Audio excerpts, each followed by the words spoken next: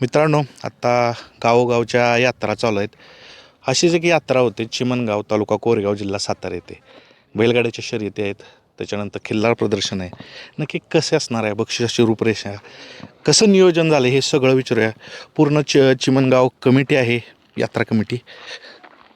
नमस्कार दादा, नाव काय तुमचं? जय शिवराय. नमस्कार, माझं नाव अरुण वामनराव जाधव. बरं, किती वर्षाची परंपरा आहे ह्या यात्रेची? तसं पाहिलं तर मी आवर्जून सांगेन, स्वराज्याच्या राजधानीच्या भूमीमधलं हे गाव. मोठ्या शिखर शिंगणापूरच्या मोठ्या महादेवाच्या यात्रेला मानाची पालखी असणारं चिमणगावचं जागृत देवस्थान आहे. आणि या शंभू महादेवाच्या जागृत देवस्थानाचं मंदिर पांडवकालीन आहे. तसं एक्झॅक्टली वर्ष कोणाला सांगता येणार नाही, पण शेकडो वर्षांची परंपरा या चिमणगाव यात्रेची आहे. आता यात्रा म्हणले की वेगवेगळे कार्यक्रम असतात. आता सगळ्यात महत्त्वाचं, बैलगाड्याच्या शर्यतीसाठी आपण आलो इथं एकत्र जमलो आहे. पण बैलगाड्याची शर्यत रुजायची असेल, मोठी व्हायची असेल तर खिल्लारचं प्रदर्शन घेण्याचा निर्णय ग्रामस्थांनी घेतला आहे. तर ती प्रदर्शन कधी असणार आहे?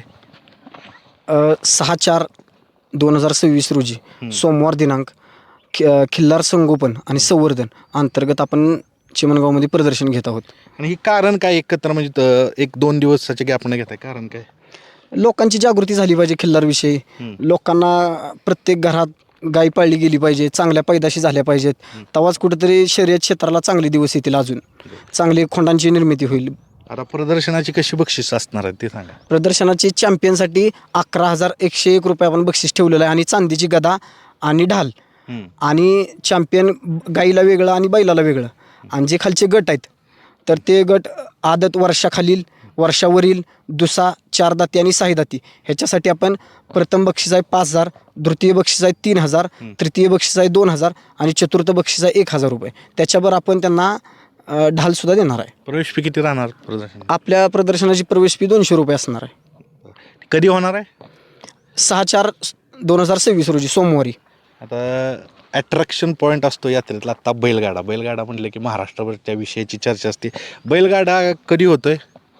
बैलगाडा शर्यत ही मंगळवार दिनांक 7 एप्रिलला 2026 रोजी श्री काळेश्वर देवाच्या यात्रेनिमित्त काळेश्वर केसरी पर्व दुसरे मौजे चिमणगाव तालुका कोरेगाव जिल्हा सातारा येथे भव्य दिव्य असे ओपनचं बैलगाड्याचं मैदान होणार आहे.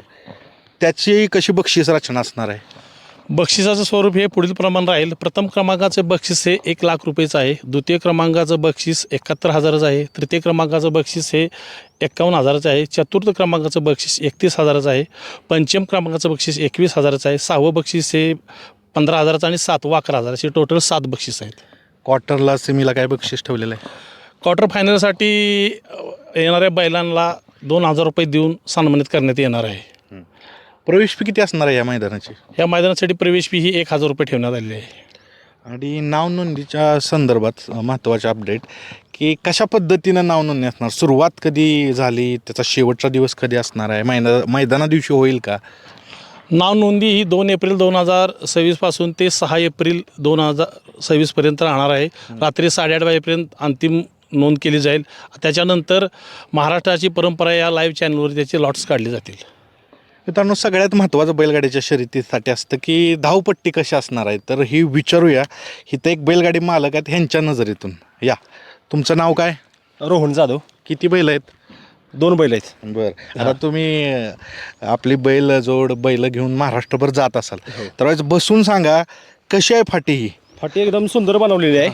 उराटीची फाटे, मातीचं रान नाही, कटनाचं रान कटनाचं रान आहे. आहे. सेम पेडगाव सारखी फाटे. बरं, समोर पण दृश्य तसंच आहे, पेडगाव सारखंच. लांबी किती आहे फाटी? 800 ते 850 फूट पल्ला आपल्याला ठेवायचा आहे.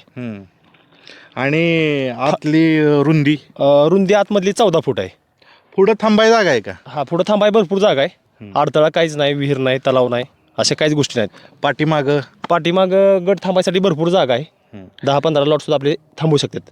काय अपघातग्रस्त तिथे स्थितीवाले आहेत का, म्हणजे विहीर असेल, त्याच्यानंतर बांध, ही सगळ्या गोष्टी आहेत का? हा, नाही, अशा काही गोष्टी नाहीतच. अगोदर पण मागच्या वर्षीचं मैदान इथंच झालंय, त्यामुळे काही अडथळा नाही. बैलगाडी मालकांना माहीत आहे.